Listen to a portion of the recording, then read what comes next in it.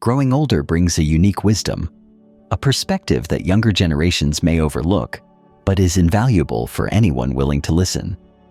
As we age, our lives change in ways that are both expected and surprising. We form relationships with new people, let go of certain connections, and find that life becomes less about what we have and more about who we spend our time with. It's a journey that teaches us which things to hold close and which to release. But in this journey, there's an aspect many of us overlook, often until it's too late: the importance of being cautious about who we allow into our personal spaces, especially our homes. Home is more than a place to rest. It's where we feel safest, where we're surrounded by memories, and where we've built a life filled with meaning. So when we open our doors to others, we aren't just letting people into a house, we're inviting them into a part of ourselves. And not everyone deserves that privilege. Sometimes it's the neighbors around us, the ones who seem familiar and friendly, who we need to be most cautious about. Why is it so important to be selective about who enters our homes? In our younger years, we often welcome people in without a second thought, guided by an optimistic belief that others will treat our space with respect. However, as we grow older, our vulnerabilities shift. We may no longer be as physically strong or quick to respond, and, unfortunately, there are individuals who might see this as an opportunity to take advantage. It's a sad reality, but one that we must acknowledge and prepare for. Opening your door isn't just an act of hospitality, it's a statement of trust. It means you believe that the person stepping inside has your best interests at heart. But how well do we really know the people who live nearby? Neighbors can be wonderful sources of support, yet they can also be unpredictable. We've all heard stories, perhaps from friends, maybe even from our own experiences, about neighbors who seemed harmless, but turned out to be sources of stress, drama, or even worse. From the overly inquisitive ones who pry into your private life to those with hidden motives, having the wrong people in your home can lead to unnecessary tension and, sometimes, serious consequences. For those of us in our later years, this sense of caution takes on new importance. We've spent a lifetime building our homes, both physically and emotionally. Each room, each photograph, each item represents moments, memories, and hard work. Protecting this space isn't just about guarding material possessions, it's about safeguarding a sanctuary that took decades to create. And so, when we consider who to invite in, we're actually deciding who we allow to witness and influence the legacy we've built. Not everyone has the right intentions, and not everyone will respect the life you've carved out. Let's take a moment to talk about trust. Trust is one of those things that, as we grow older, we come to value differently. It's no longer given freely, but is earned over time, and rightfully so. Some neighbors may seem trustworthy, appearing friendly and helpful. They might stop by with a casserole or offer to help with the yard. But as pleasant as these gestures are, they don't necessarily reveal a person's true character. Sometimes, the friendliest faces mask the most troubling intentions. This doesn't mean we should shut ourselves off from everyone, but it does mean we should be discerning, especially when it comes to allowing people into our homes. Some people view older adults as easy targets, mistakenly assuming that age brings weakness, or that we aren't as sharp as we once were. These assumptions can lead to situations where people try to manipulate or deceive us, using our homes as the stage for their actions. Whether it's a neighbor who constantly asks for favors, one who subtly oversteps boundaries, or someone who seeks financial or personal gain, it's essential to recognize these behaviors and set clear limits. Your kindness and openness are beautiful traits, but they should not come at the cost of your peace of mind or safety. There's also a more subtle layer to this. Sometimes it's not about direct harm, but rather the impact that certain individuals can have on our mental and emotional well-being. As we age, we may find ourselves more sensitive to the energies and intentions of those around us. Some people bring light and warmth, while others, even unintentionally, brings stress, anxiety, or negativity. The energy someone brings into your home can linger long after they leave, affecting your mood and peace. This is why it's essential to be mindful of who you allow into your space. Their energy has the potential to either uplift or drain you. In today's world, where social connections are often superficial, neighbors can sometimes feel like the closest relationships we have, especially for those living alone.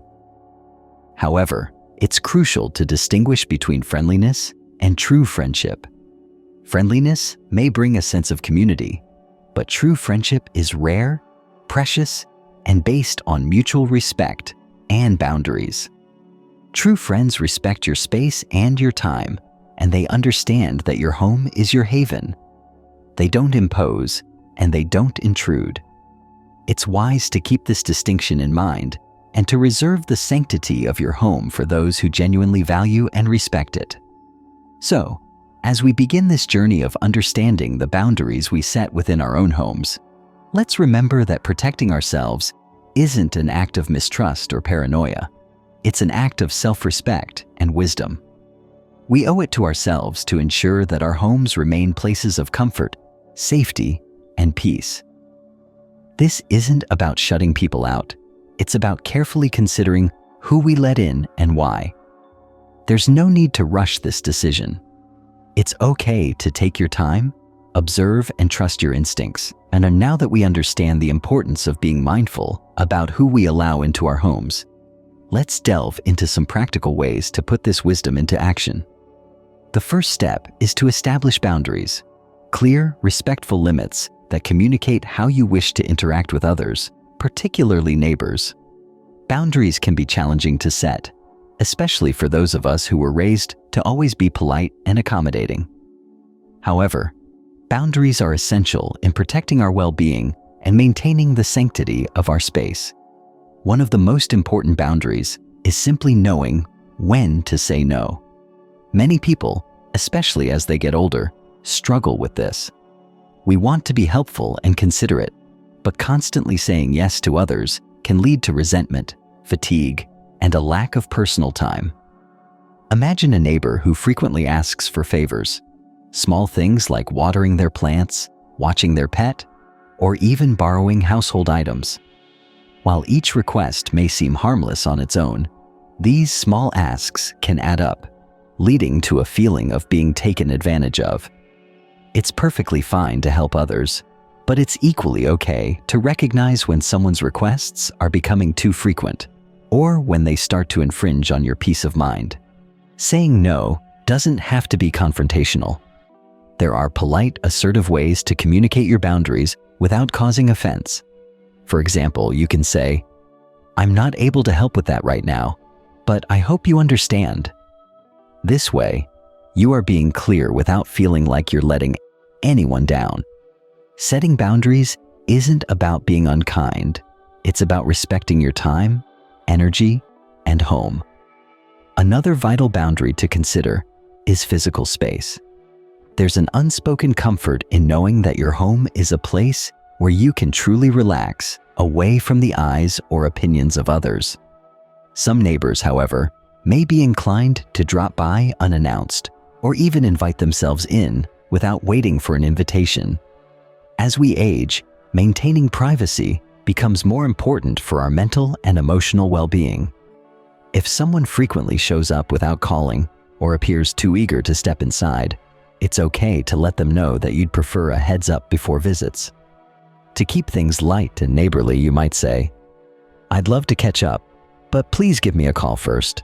Sometimes I just need a little quiet time." This way, you're letting them know your preference without coming across as closed off or standoffish. Most people will respect this kind of boundary if it's communicated clearly and kindly. Let's also talk about emotional boundaries. Not every neighbor is going to become a close friend, and that's perfectly okay. Some people may want to share their troubles, opinions, or even complaints with you. While it's natural to listen and offer support when possible, it's essential to recognize when these conversations start to affect your own peace of mind. You don't have to carry the emotional burdens of everyone around you. If a neighbor frequently shares negative stories or complaints, it's perfectly fine to redirect the conversation or even let them know that you're not in a position to discuss certain topics.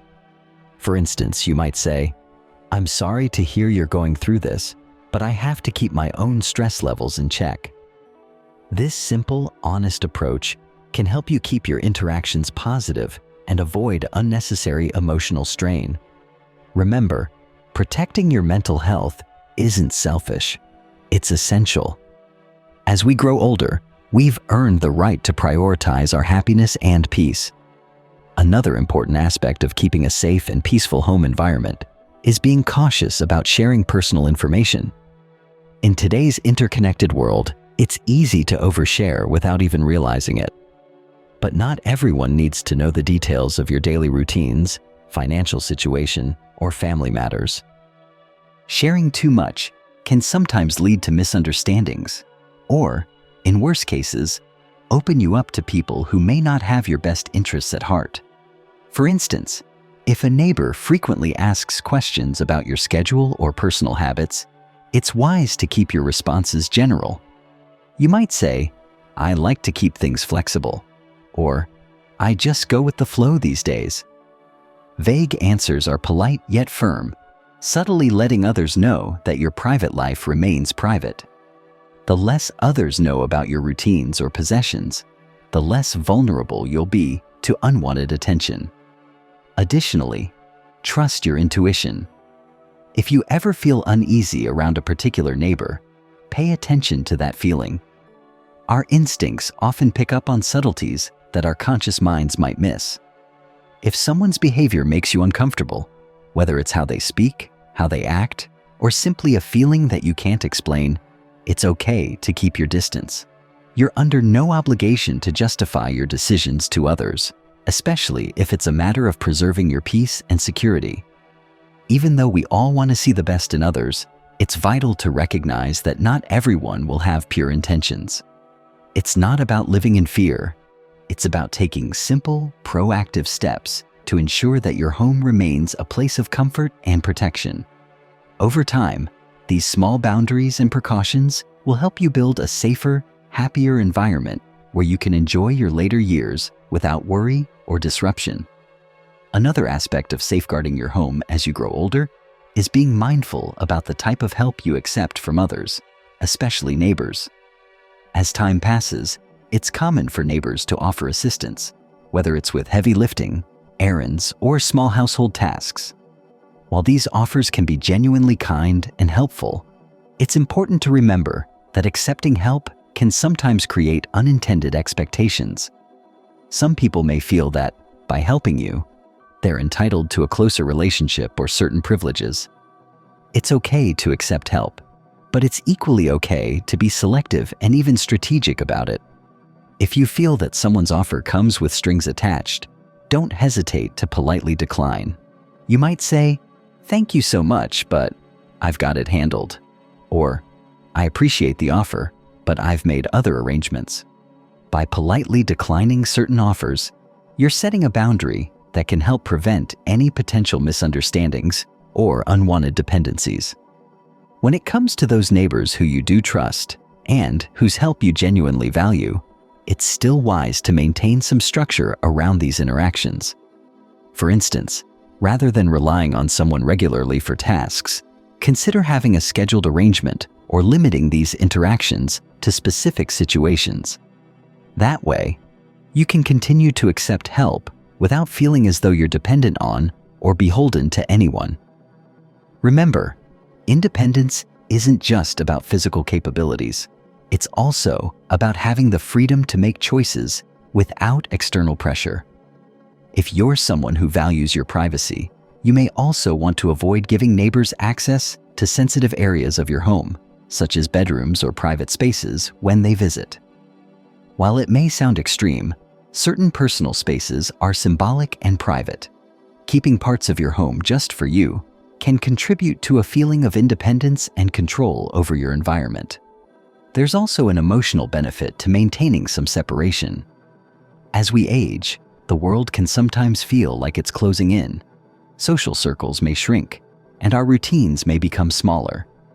By keeping some parts of our lives private, even from trusted neighbors, we can maintain a sense of self that's undisturbed by outside influences. These personal spaces, whether they're physical or emotional, allow us to reflect, recharge, and remember who we are independently of others. Let's not overlook the topic of safety measures within the home. This goes beyond locking doors and windows. It's about creating a home environment that discourages intrusion while fostering a sense of security. Installing small yet effective measures, such as a peephole or chain lock on your door, can go a long way in ensuring that only those you truly trust can access your home. Nowadays, affordable door cameras and motion sensors are also available, allowing you to monitor your surroundings without opening the door to every visitor. These tools provide an extra layer of assurance, helping you feel in control without having to sacrifice your comfort or peace of mind. You might also consider creating a list of emergency contacts that includes family members, trusted friends, or neighbors who have proven their reliability. This list can provide peace of mind, knowing that if anything unusual were to happen, you have people to call who genuinely care about your well-being. A quick check-in or phone call to a trusted person can also help you feel more secure when faced with unexpected situations.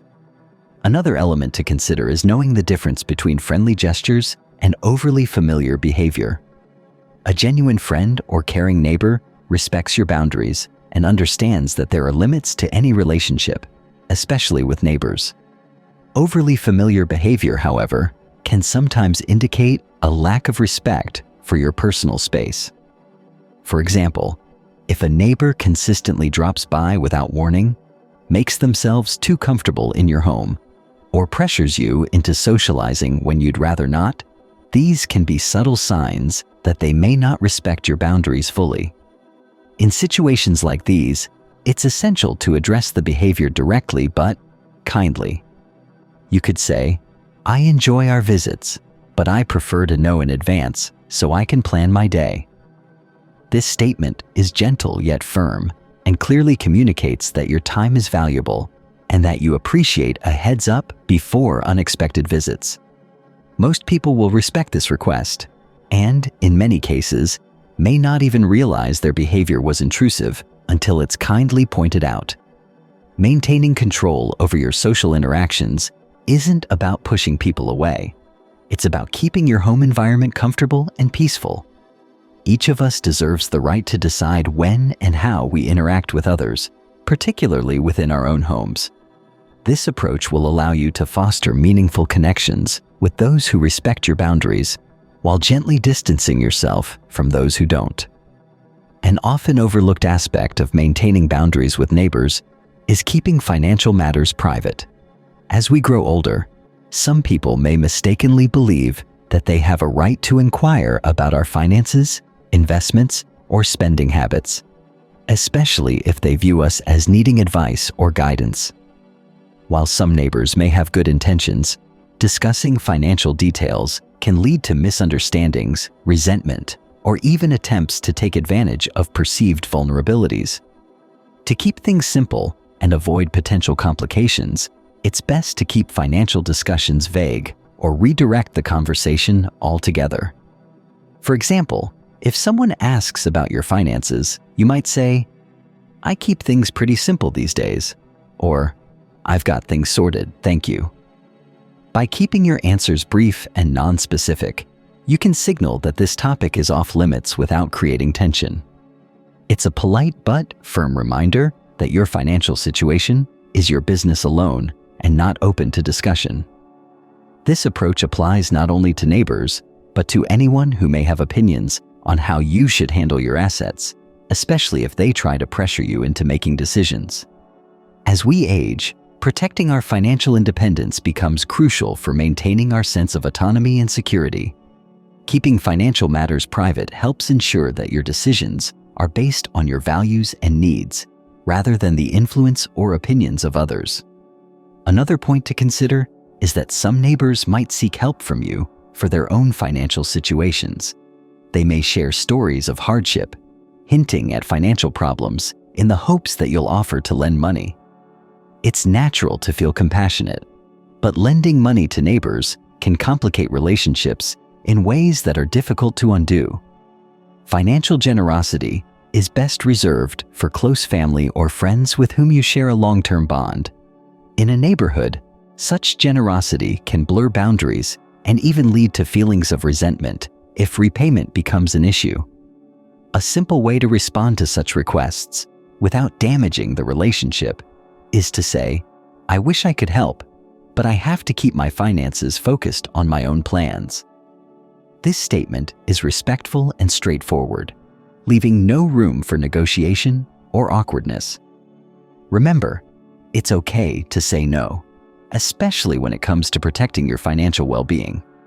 Aside from financial privacy, it's also wise to be cautious about sharing personal documents or signing any paperwork requested by neighbors or acquaintances. Sometimes, people may approach you with requests to co-sign or verify documents, or they might ask for your signature on forms that seem harmless. However, it's important to remember that signing documents without fully understanding them can lead to unintended consequences.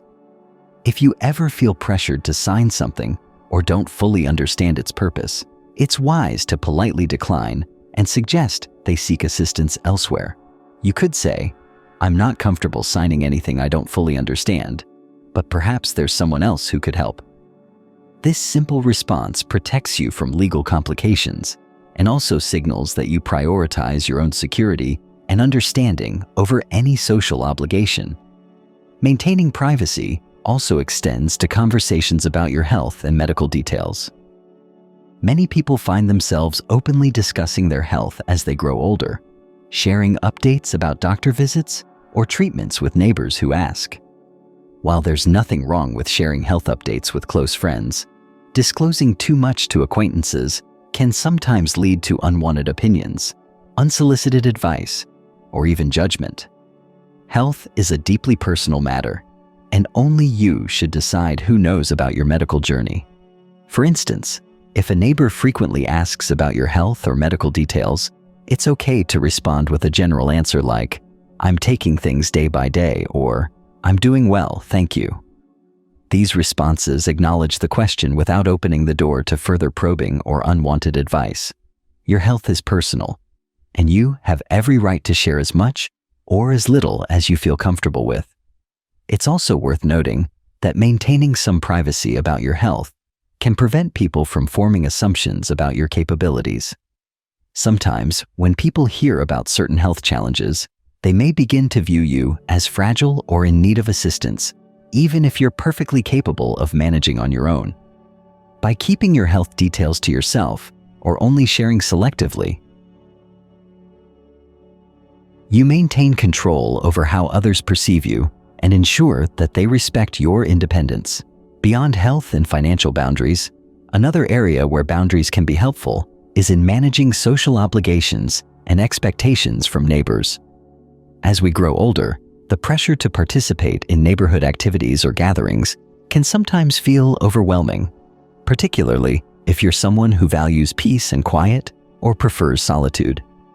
There's a common assumption that everyone enjoys socializing regularly, but this isn't always the case. Many of us find happiness and contentment in more intimate settings or even alone, and it's okay to protect that preference. If you find yourself constantly being invited to neighborhood events or feeling pressured to attend gatherings, it's perfectly acceptable to decline politely.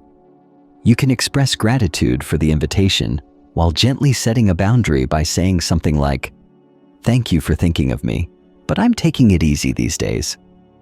This response is respectful and doesn't leave room for further questions, giving you the freedom to prioritize your personal needs without feeling guilty.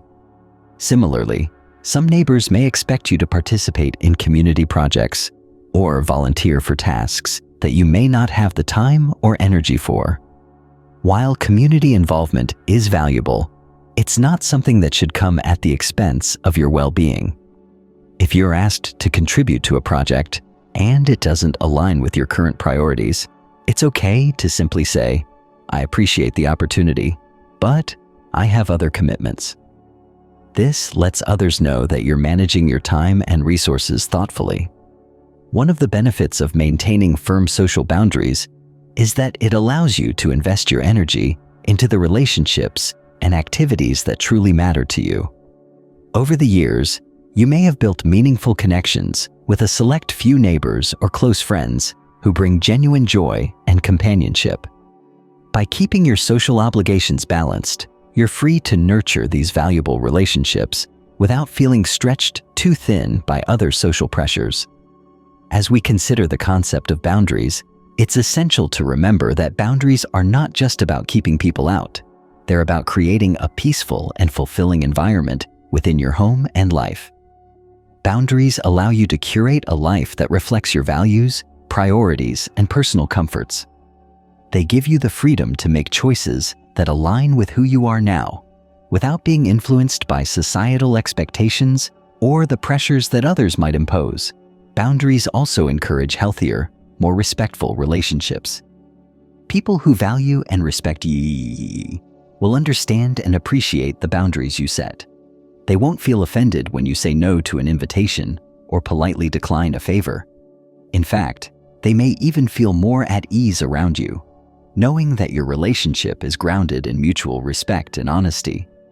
By setting boundaries, you're giving yourself and others the gift of clarity and trust. It's also worth noting that boundaries aren't set in stone. They can evolve as your needs and circumstances change. Perhaps there will be a time when you feel more open to socializing or participating in neighborhood events. Or maybe you'll find that certain neighbors have earned your trust over time, and you're comfortable sharing more of yourself with them. Boundaries are personal, and they're meant to serve you, adapting as you grow and navigate different stages of life. Finally, never forget the power of solitude. In a world that often values constant interaction and activity, solitude can be a deeply enriching experience, particularly as we grow older. Solitude gives us the space to reflect, to connect with our inner selves, and to recharge. For many, solitude isn't loneliness. It's a source of peace, clarity, and strength. By embracing solitude and setting boundaries with others, we're honoring our need for personal time, which is just as valuable as any social connection. Embracing solitude doesn't mean isolating yourself or shutting people out. Rather, it's about understanding and accepting that time spent alone can be just as rewarding as time spent with others. When we value our own company, we become more resilient, more self-aware, and more grounded in who we are. We also become less reliant on external validation, allowing us to live authentically, guided by our own values and desires. Setting boundaries, protecting your space, and valuing solitude are all ways to cultivate a sense of peace in your later years. This isn't about mistrusting others or fearing the world outside. It's about nurturing a life that feels fulfilling, safe, and joyful. You've spent decades building a life filled with experiences, lessons, and wisdom, and you deserve to live it on your terms, with people who respect and value the person you've become. As we conclude this journey through the importance of boundaries and self-preservation in our later years, it's essential to remember that each of these practices, whether it's protecting your home, managing relationships, or embracing solitude, is a form of self-respect. Boundaries aren't just about keeping others at arm's length. They're about building a life that reflects your values, respects your experiences, and honors the wisdom you've gathered over a lifetime. With age comes the right to live more intentionally, to be more selective about where you spend your time, and to choose who shares in your personal space. These are not just privileges, but are acts of self-care that allow you to find peace, contentment, and fulfillment. We live in a world where it's often easy to get swept up in others' expectations. Yet, as you grow older, there's an immense freedom in realizing that you don't have to conform to anyone's standards but your own. Reflecting on the relationships you hold and the people you let into your life, remember that each connection is a choice. You have the right to choose kindness and openness, but also to draw lines when necessary. The people who genuinely care for you will respect your boundaries, recognizing them not as barriers, but as expressions of your own well-being. Real, enduring friendships are built on mutual respect and shared values, not on unspoken obligations or the need to please. Consider your home, a place filled with memories, with objects that carry sentimental value, and with an atmosphere that you've carefully cultivated over the years. Your home is more than four walls. It's a reflection of your life. Those who enter it should do so with understanding, appreciation, and the same respect you hold for yourself. Not everyone needs to be a part of your sanctuary, and that's okay. It's an act of wisdom to reserve that space for those who bring positivity, peace, and warmth. As we age, we may notice that some people no longer bring joy or comfort into our lives as they once did. This realization isn't a failure or a shortcoming. It's a natural part of life. People change, and so do our needs and perspectives. It's perfectly acceptable to let go of relationships that no longer serve you and to create more space for peace and self-reflection. This isn't about closing yourself off to the world. It's about making room for the things and people that truly matter to you now, in this stage of your life. And when it comes to solitude, embrace it fully. Solitude can be incredibly powerful, especially in a world that often values constant connection. Time alone allows you to reconnect with yourself, to process your thoughts, and to find clarity without the noise of external influence. In solitude, you can reflect on the lessons you've learned, the memories you cherish, and the goals you still wish to pursue. Far from being a lonely experience, solitude can be a profound journey inward, one that allows you to nurture yourself in ways that no one else can. Solitude also gives you the freedom to explore new passions, hobbies, or interests that you may not have had time for before. Perhaps there are books you want to read, skills you want to learn, or projects you want to undertake. This time, free from the demands and expectations of others, is yours to spend as you see fit. In solitude, you're not doing nothing. You're investing in yourself, cultivating inner peace, and fostering resilience. These are gifts that can only come from time spent alone, and they are priceless. It's also essential to give yourself permission to say no to invitations, to favors, to activities that don't bring you joy or align with your current priorities. No is a complete sentence. It doesn't require justification, and it's an important part of maintaining your well-being. Saying no isn't selfish. It's a way to preserve your energy for the things that truly matter to you. This small word can be empowering, especially as it allows you to live in alignment with your values. If there's one final takeaway, it's this: you have the right to live a life that brings you peace and fulfillment.